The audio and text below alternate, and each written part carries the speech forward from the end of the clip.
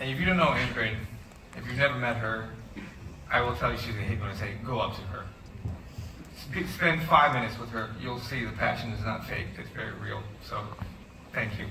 And now I'd like to introduce someone who is a force to be reckoned with as well. Not scared to tell it as it is, while simultaneously instilling a sense of communities, calmness, humanity in everyone she meets. A true citizen of the world, having lived across 7 countries, and calls herself a duchy without a passport.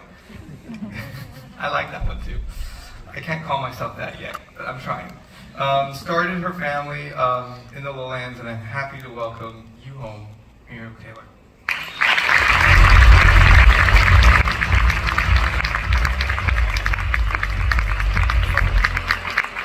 Thank you so much, dear Ryan. Good morning, everyone. It's really exciting to be here. I'm truly honored to be doing this keynote at the grand opening of the DEI Tech Summit 2022. How are you feeling? Before we start, I would love for you to take a glance in the room. You know the exercise Ryan proposed? You spoiled my moment. Almost, just almost. I'll ask you to take a glance around the room and spot someone whose face is totally new to you. Hello. Nice to meet you. Make eye contact. Make eye contact. Evelyn, hi, I'm And Snazzy. please stand up and go to that person and exchange your story. Just for brief moments. I'll give you time for that. Nice to Yes, please do. Where are you from? Oh, we're not done. Oh, okay. So we're gonna go all out. Not necessarily. My personal journey. Well, I was born of Angolan refugees. That spans 7, I beg your pardon, countries and 3 continents. From Faro in Portugal to London, Paris, Barcelona, Rio de Janeiro, Luanda, and Amsterdam. This is why I'm a duchy. The diverse tapestry of my experience has profoundly shaped my perspective in the vast spectrum of humanity. However, the Netherlands holds a special place in my heart. It's where my dear husband, where are you, Paulo? My lovely husband and I began our married life, and where we had our first son, Noah. This was also the place where our daughter Leah was conceived. And this is where we painted the vibrant tapestry of our dreams. My very good friend Taya Selassie, who is a writer, she wisely reminds us, never ask me where am I from. Ask me instead, where am I local, right? Because home transcends geography. It's where we cultivate our sense of belonging, where rituals become a cherished part of our identity. So, home, remember, it's the sanctuary where we find solace, the space where we can shed our masks and be our unaltered selves, unburdened by external expectations, and simply be. Belonging, it's a different story. It's a fundamental human need, an intrinsic desire to be part of something greater than ourselves, right? Mm. It's the emotional connection that we form with people, places, groups, or communities like this one. Mm. Providing a secure base for exploration, learning, and growth. A lack of belonging can lead to isolation, frustration, exclusion, and depression. And this is precisely why, recognizing this, that organizations worldwide are prioritizing environments where everyone feels they belong, regardless of their background or circumstances. Sorry. Fostering belonging is a collective endeavor, enhancing communities and workplaces with diverse talents, ideas, and perspectives. In our so fragmented world, the universal quest for belonging unites us all, transcending differences and celebrating our shared humanity. As we gather at the DEI Tech Summit today, let's try to collectively embrace the imperative of fostering a more inclusive, equitable world. Our journey begins with acknowledging the pervasive impact of bias, demanding a comprehensive approach for eradication. From education to legislation, community engagement, and ethical technological practices, each avenue contributes to building a more harmonious world. Now, let's consider this example that I'm sure that many of you are acquainted with. This is the example of Sherman's life, that moment on Sherman's life back in 2012 that illustrates the dangerous consequences of bias algorithms. It was here in the Netherlands. The Dutch tax authority has utilized a flawed algorithm that demanded the repayment of a childcare allowance, resulting in a bill that was exceeding 100,000 euros. The subsequent scandal has exposed an issue that is systemic, which has affected tens of thousands of families, particularly those who are from lower income and minority ethnical backgrounds. And tragically, many were pushed into poverty and many have taken off their lives. The absence of proper checks and balances in the algorithm raised alarming concerns about biased decision-making. And here we talk about accountability again.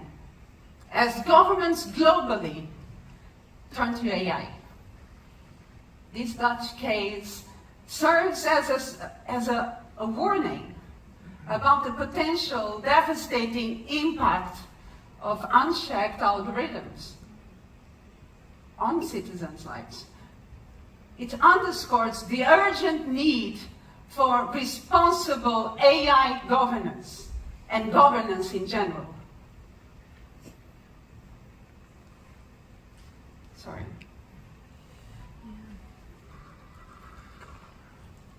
Still delving into the financial implications of a lack of diversity, examining the issues ranging from the algorithmic bias to innovation limitations, talent drain, or workforce cultural challenges. Real-world examples like the Dutch tax scandal emphasize the pressing need for responsible governance. To address these risks, we must collectively commit to diversity, equity, and inclusion, underpinned by unbiased hiring practices and inclusive organizational cultures. Companies prioritizing diversity not only contribute to socially responsible workforces, but also to allow them to be positioned for a long-term success. So it's actually lack of diversity is a financial stupidity also.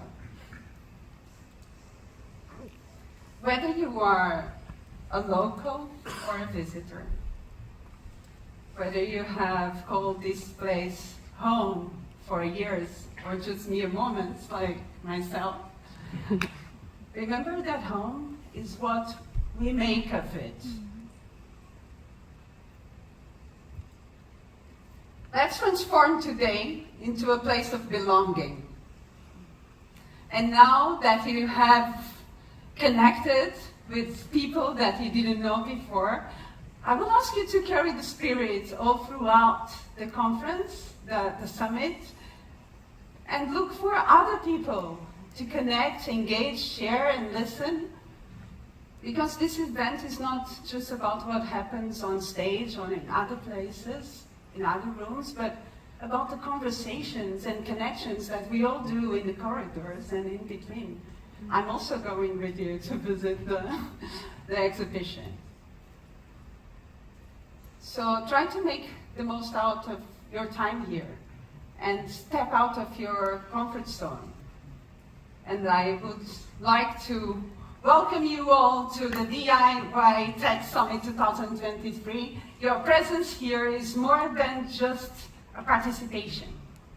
It's a pledge to transform ideas into actions. Thank you so much.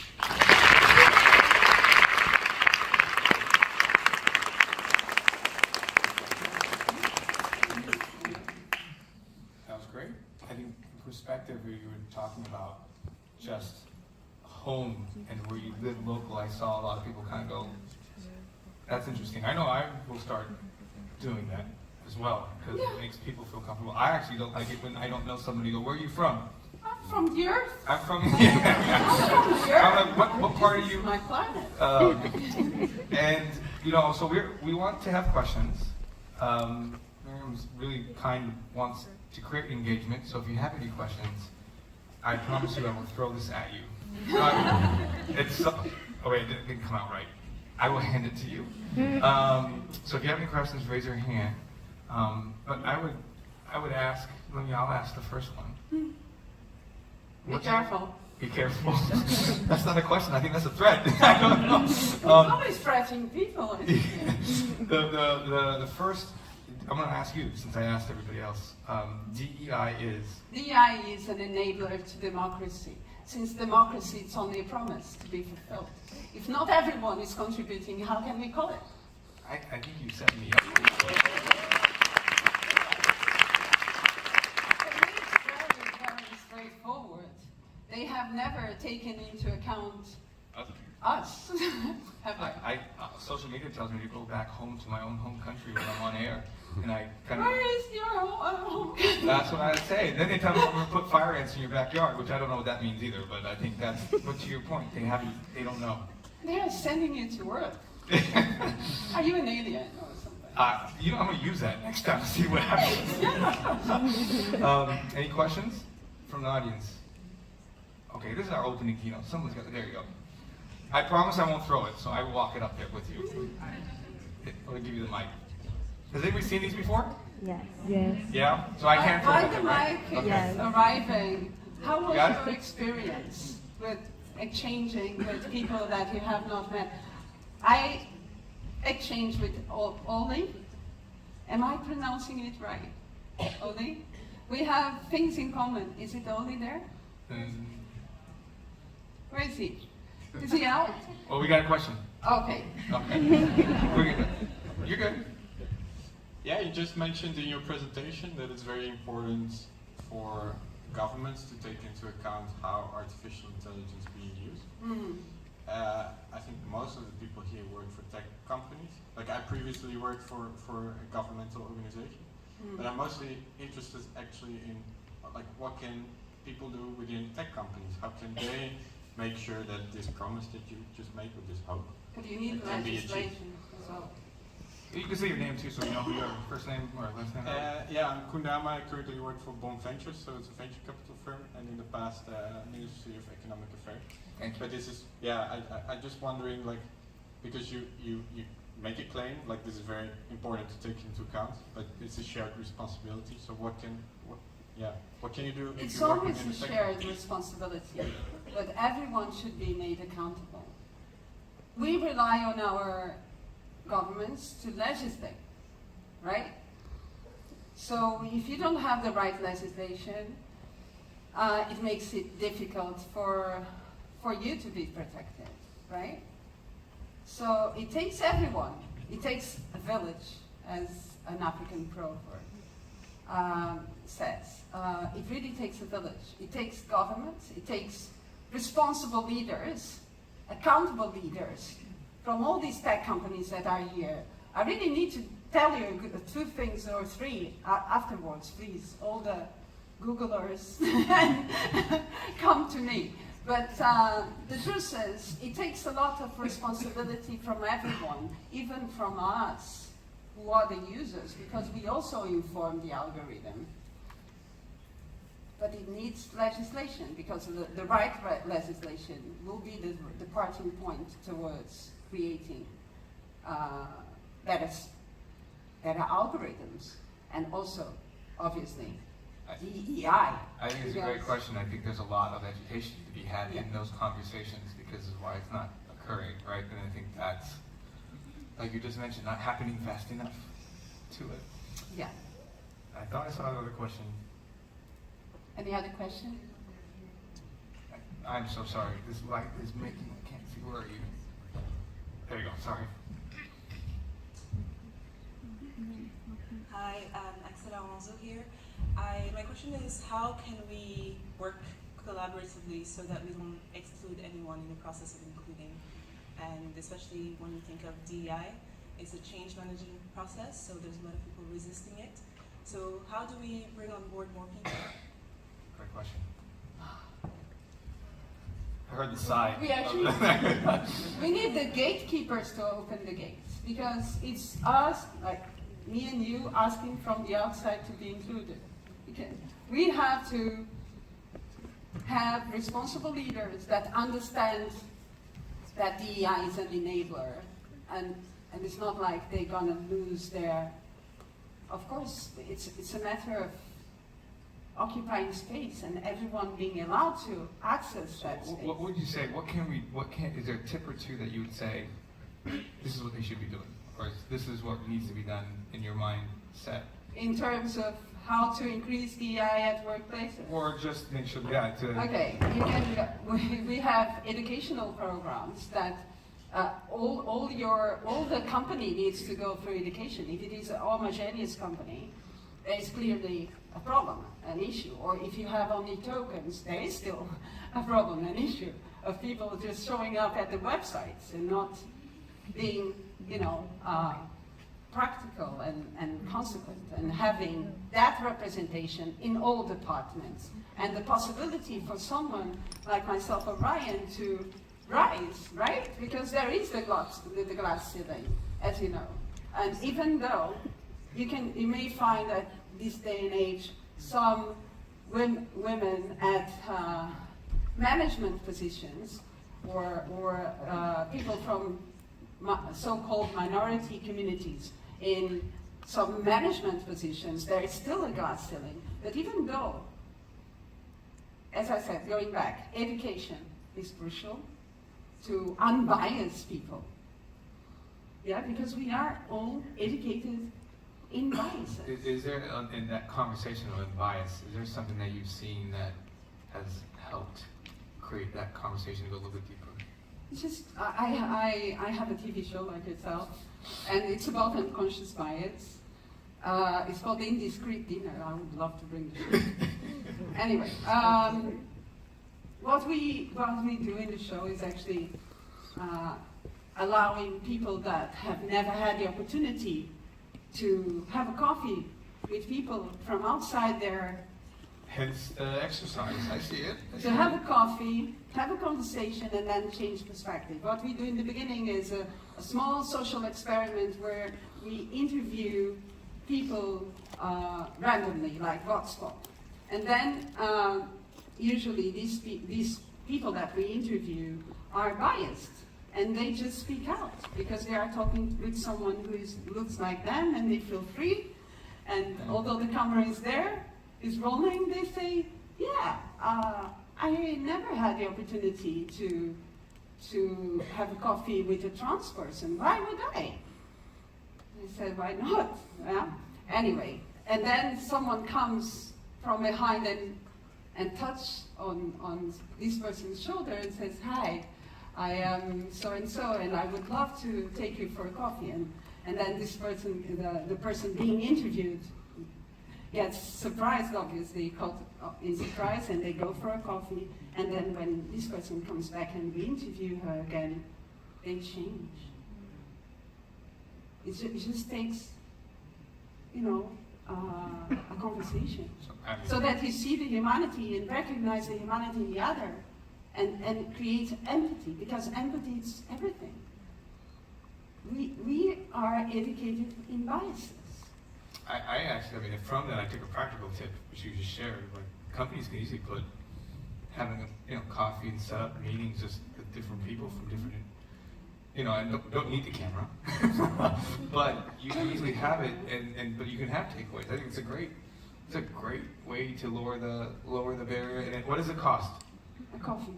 It doesn't cost anything, but what it does have to do is that you have to spend time and be very mindful. Yes. About who you put together to do it. It's not random, right? And I think that's what you were saying. It's really purposeful to do that. So yes, I appreciate you. I know we all appreciate you. So thank you for sharing. Thank you for. So are you kicking me off? I am kicking you off.